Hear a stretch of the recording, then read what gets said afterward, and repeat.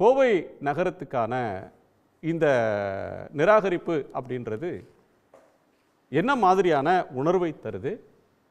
தமிழ்நாடு அரசு குற்றம் சாட்டுகிறது. ஆனால் பாஜக தரப்பில் வந்தே பாரத் ரயிலை நாங்கள் விடலையா, இப்படிலாம் சொல்லாதீங்க அப்படின்னு சொல்கிறாங்க. இதில் பாரபட்சமே இல்லை, இது முற்றாக நிராகரிக்கப்படலை, இப்படிலாம் கூட விளக்கம் தரப்படுது. உங்கள் பார்வை இதில் என்ன பாரதி? இது முற்றாக நிராகரிக்கப்படலை அப்படிங்கிற விளக்கத்தை நம்ம ஏற்றுக்க வேண்டியதில்லை. நீங்கள் ஆரம்பிக்கும் போதே சொன்னீங்க, அவங்களுடைய அந்த லெட்டரில் தெளிவாக இருக்குது. எங்களுடைய நிபந்தனை 20 லட்சம் குறைந்தபட்சம் மக்கள் தொகை அங்கே இருக்கணும். உங்கள்கிட்ட 20 லட்சம் மக்கள் தொகை இல்லை, அதனால் நீங்கள் மாற்று ஏற்பாடுகளான பிஆர்டிஎஸ் மாதிரியான மாற்று டிரான்ஸ்போர்ட் சிஸ்டத்தை பாருங்கிறது தெளிவாக அவங்க அதில் எழுதியிருக்காங்க. அதனால் அது நிராகரிக்கப்பட்டது அப்படிங்கிறது உறுதியாக இருக்குது. அதில் எனக்கு தெரிஞ்ச எந்த மாற்று கருத்தும் இல்லை. இப்போ இதில் இன்வால்வ் ஆகிருக்கிற பணம் எவ்வளோ அப்படிங்கிறத நம்ம ஃபஸ்ட்டு பார்க்கணும்னு நான் நினைக்கிறேன். இப்போ கோயம்புத்தூருடைய அந்த மெட்ரோ திட்டத்துக்கு 10,700 கோடிகள் அப்படின்னு சொல்லி எஸ்டிமேட் பண்ணியிருக்கிறாங்க. மதுரையுடைய திட்டத்துக்கு 11,300 கோடிகள் அப்படின்னு சொல்லிட்டு எஸ்டிமேட் பண்ணிக்கிறாங்க. இந்த பணத்தில் 35% தமிழ்நாடு கவர்மெண்ட் தான் கொடுக்கும். மிச்சம் இருக்கிற 65%த்தில் 50% அளவிற்கு அவங்க கடனாக தான் கொடுப்பாங்க. மிச்சம் இருக்கிற 10 to 15% தான் ஒன்றிய அரசு கொடுக்க போகுது. அதுபோக இங்கே இடத்தை அக்வயர் பண்ணுறது தமிழ்நாடுடைய பொறுப்பு, வட்டி கட்ட வேண்டியது தமிழ்நாடுடைய பொறுப்பு. அப்போது இப்படி சொற்பமான ஒரு தொகையை கொடுக்கக்கூடிய நிலையில் இருக்கிற நீங்கள் எங்ககிட்ட அப்ரூவல் வாங்கிட்டு தான் இதை செய்யணும் அப்படின்னு சொல்கிற உரிமை உங்களுக்கு எங்கிருந்து வந்ததுங்கிறது தான் நம்மளுடைய முதல் கேள்வி. அதுக்கடுத்தது இவங்க அந்த மக்கள் தொகை அப்படிங்கிறத 2011ஆம் ஆண்டு சென்சஸை வச்சுருக்காங்க. 2011க்கும் இன்னைக்கும் 14 ஆண்டுகள் இடைவெளி இருக்குது.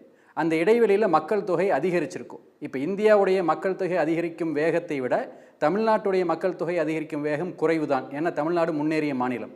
இருந்தாலும் தமிழ்நாட்டுக்குள்ளார நிறைய புலம்பெயர் தொழிலாளர்கள் வந்திருக்காங்க. குறிப்பாக கோயம்புத்தூருக்குள்ளே நிறைய புலம்பெயர் தொழிலாளர் வந்திருக்காங்க. அதனால் மக்கள் தொகை, கோயம்புத்தூர் மக்கள் தொகை கணிசமான அளவு உயர்ந்திருக்குது. இதைய கணக்கில் கொள்ளாமல் இவங்க எழுதியிருக்கிறதே அவ்வளவு சரியான முறையாக எனக்கு தெரியல. அடுத்தது அப்படியே மக்கள் தொகையை கணக்கு வச்சு அவங்க எடுத்தாலும், இப்போ அவங்க ஆக்ராவுக்கு கொடுத்துருக்காங்க, ஆக்ராவோட மக்கள் தொகை 16 லட்சம் தான். போபால் கொடுத்துருக்காங்க, அது 18 லட்சம் தான். பாட்னா கொடுத்துருக்காங்க, அது 17 லட்சம் தான். அப்படி இருக்கும்போது குறைவான மக்கள் தொகை இருக்கிறவங்களுக்கு கொடுத்துட்டு நம்மளுக்கு மட்டும் அந்த நிபந்தனையை காட்டி நிறுத்துறது அப்படிங்கிறது உள்நோக்கமுடையது அப்படிங்கிற சந்தேகத்தை இங்கே எழுப்புறதுக்கு வாய்ப்பளிக்குது. இதுபோக இந்த மக்கள் தொகையை வச்சு இதை ஒரு கிரைட்டீரியாவாக வைக்கிறதே ஒரு பிழையுள்ள முறைமை அப்படிங்கிறது என்னுடைய கருத்து. நீங்கள் ஐரோப்பிய நாடுகளில் போனீங்கன்னா மெட்ரோக்களுக்கு மக்கள் தொகை அப்படிங்கிறது ஒரு கிரைட்டீரியாவே அல்ல. அங்கே தேவை இருக்குதா, அந்த மக்களுக்கு அஃபோர்டபிலிட்டி இருக்குதா, இந்த 2 கிரைட்டீரியா வச்சு தான் அவங்க மெட்ரோ ரயிலை கொண்டு வராங்க. இப்போ அதை வச்சு பார்க்கும்போது இப்போ தேவை இருக்குதா அப்படின்னு பார்த்தோம்னா, இப்போ கோயம்புத்தூர் ஒரு தொழில் நகரம். இந்தியாவிலேயே டாப் 9th பெரிய தொழில் நகரம் கோயம்புத்தூர். இங்கே நிறைய தொழிலாளர்கள் இருக்காங்க. கோயம்புத்தூரை சுற்றியும் நிறைய தொழில் நகரங்கள் இருக்குது. இப்போ திருப்பூர் இருக்குது, பல்லடம் இருக்குது, சோமனூர் இருக்குது. இதெல்லாமே நிறைய தொழில் நகரங்கள் திருப்பூரை சுற்றியும் இருக்குது. அப்போது இங்கே நிறைய தொழிலாளர்கள் இருக்காங்க. அவங்க போய் பயணப்பட வேண்டிய தேவை அவங்களுக்கு இருக்குது. இது போக அஃபோர்டபிலிட்டி நீங்கள் செக் பண்ணுறதுக்கு இப்போ டாப் 10 ஜிடிபி சிட்டிஸில் அதிக ஜிடிபி செலுத்துகிற டாப் 10 சிட்டிஸில் கோயம்புத்தூர் இருக்குது. அப்போ இதை விட அஃபோர்டபிலிட்டிக்கு ஆதாரம் வேறு எதுவும் தேவையில்லை. அப்போ இது 2ம் இருக்கும் போதும் இதை நிராகரிக்கிறீங்க அப்படிங்கிறது இது ஒரு ஓர வஞ்சனையாக தான் நம்ம இங்கே பார்க்க வேண்டியது.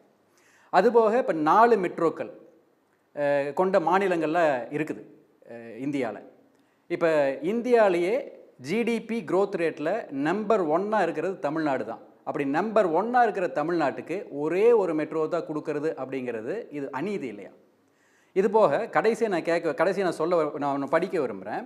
அதாவது கோயம்புத்தூர் தென்னிந்திய தொழில் முனைவு ஆற்றலின் சக்தி பீடம். இங்கிருக்கும் ஜவுளித்துறை இந்தியாவின் பொருளாதாரத்திற்கு பெரும் பங்காற்றுகிறது. இதை சொன்னது யார் அப்படின்னு பார்த்தீங்கன்னா பிரதமர் மோடி. அதுவும் இன்னைக்கு கோயம்புத்தூரில் அவர் சொன்னது அது. அப்போ கோயம்புத்தூருடைய பெருமையை இந்த அளவுக்கு உணர்ந்திருக்கிற நீங்கள் இங்கே மெட்ரோ ரயில் கொடுக்க மாட்டேன் அப்படின்னு சொன்னீங்கன்னா அதுக்கு பின்னாடி உள்நோக்கம் இருக்குது, ஓர வஞ்சனை இருக்குது அப்படிங்கிற முடிவுக்கு தான் நம்ம வர வேண்டியிருக்குதுங்கிற கேள்வியோட இந்த முதல் சுற்றை நிறைவு செய்யும். இல்லை, உள்நோக்கம் இருக்குது, ஓர வஞ்சனை இருக்குன்றதெல்லாம் அரசியல் ரீதியாக சொல்கிற கருத்து. இப்போ தேசிய நெடுஞ்சாலைகள் இங்கே போடலையா, ரயில் விடுறதுல மெட்ரோ இந்த வந்தே பாரத் ரயில்லாம் விடலையா அப்படின்னு ஒரு கருத்து வைக்கிறாங்க. வந்தே பாரத் ரயில் அவங்க ஏன் விடுறாங்கன்னா, இங்கே தான் நம்ம டிக்கெட்டு காசு வாங்கி போகிறோம். அங்கே வடக்கில் விட்டாங்கன்னா டிக்கெட் காசு வாங்கி போகிற அளவுக்கு அவங்களுக்கு அஃபோர்டபிலிட்டி இல்லை. அதனால் வந்தே பாரத் ரயிலை இங்கே விடுறாங்க. அங்கே டிக்கெட்டே இல்லாமல் டிக்கெட் செக்கிங் இன்ஸ்பெக்டர்லாம் அடித்த வீடியோக்கள்லாம் நம்ம நிறைய பார்த்துட்ருக்குறோம். அதனால் அவங்களுக்கு லாபம் வரக்கூடிய விஷயங்களை அவங்க இங்கே பண்ணிக்கிறாங்க. நம்மளுக்கு ஏதாவது பயனளிக்கக்கூடிய ஏதாவது இருந்ததுன்னா அதை அவங்க கொடுக்க மாட்டேங்கிறாங்கிறது தான் இதிலேருந்து நம்ம தெரிஞ்சுக்க வேண்டியது. சரி, ஒரு திட்டத்தை கொடுக்கணும் அப்படின்னு சொல்லி நம்ம போய் ஒன்றிய அரசுகிட்ட ஒரு ஒப்புதல் கேட்குறாங்க ஒரு மாநில அரசு அப்படின்னா, ஒரு மாநகராட்சி ஒரு மாநில அரசுகிட்ட ஒரு திட்டத்துக்காக ஒரு பாதாள சாக்கடை போடுறோம் அல்லது வேற ஒரு திட்டத்தை போடுறோம்னு ஒப்புதல் கேட்கறதுக்கு அனுப்பிச்சாங்கன்னா, அதோட வையபிலிட்டி என்ன அப்படின்னு பார்க்கறது ஏற்கனவே இருக்கிற நாம்ஸில் இந்த திட்டம் வந்து நிறைவேற்றத்தக்கது தானா, இதுக்கு போடுற முதலீடு தேவையானதா, இதில் அவ்வளோ மக்கள் பயன் அடைவார்களா, ஏறுவாங்களா, பயணிப்பாங்களா, இதற்கு வந்து வெளிநாட்டிலேருந்து கடன் வாங்க போகிறாங்கன்னா அந்த கடனை மக்கள் ஏறி கட்டணம் வசூல் பண்ணி திருப்பி கொடுத்துருவாங்களா அப்படின்னு ஒரு வையபிலிட்டி பார்க்கறது ஒரு அரசாங்கத்தோட கடமை இல்லையா? ஒன்றிய அரசு வந்து வையபிலிட்டி அடிப்படையில் இவ்வளோ மக்கள் இல்லைங்க அப்படின்னு சொன்னால் அது சட்டப்படி சரிதானே? அவங்க சொல்கிறது வந்து டெக்னிக்கலாக அவங்க வச்சிருக்கிற விதிமுறைகளின்படி சரிதானே? ஓகே, முதல் பாயிண்ட் வந்து இங்கேயும் மக்களால் தேர்ந்தெடுக்கப்பட்ட அரசாங்கம் தான் இருக்குது. இங்கே இருக்கிற அரசுனால வயபிலிட்டி செக் பண்ண முடியாதா அப்படிங்கிறது முதல் கேள்வியாக வருது. அதுக்கப்புறம் ரெண்டாவது, அவங்க அந்த வயபிலிட்டி செக் பண்ணுறதுக்கு எடுத்துக்கிற கால அளவு வந்து கற்பனை பண்ண முடியாத அளவுக்கு அதிகமாக இருக்குது. இப்போ வருடக்கணக்காக அவங்க வந்து பதில் சொல்கிறதுக்கு காலம் எடுத்துக்கிட்டாங்கன்னா நம்ம எஸ்டிமேட் பண்ணுற அந்த காஸ்ட் வந்து பல மடங்கு அதிகமாகி அது மேலும் அதிக சுமையை நம்ம மாநிலத்துக்கு கொடுக்குது. அதனால் என்னை பொறுத்த வரைக்கும் தமிழ்நாடு அரசாங்கமும் இந்த வயபிலிட்டி செக் பண்ணக்கூடிய தகுதியுடையது அப்படிங்கிறத ஒன்றிய அரசு ஏற்றுக்கக்கூடிய அந்த நிலைக்கு அவங்க வரணும். இதுதான் நம்மளுடைய கோரிக்கையாக இருக்கணும். உடனுக்குடன் செய்திகளை தெரிந்து கொள்ள சன் நியூஸ் பெல் ஐகானை கிளிக் பண்ணுங்க.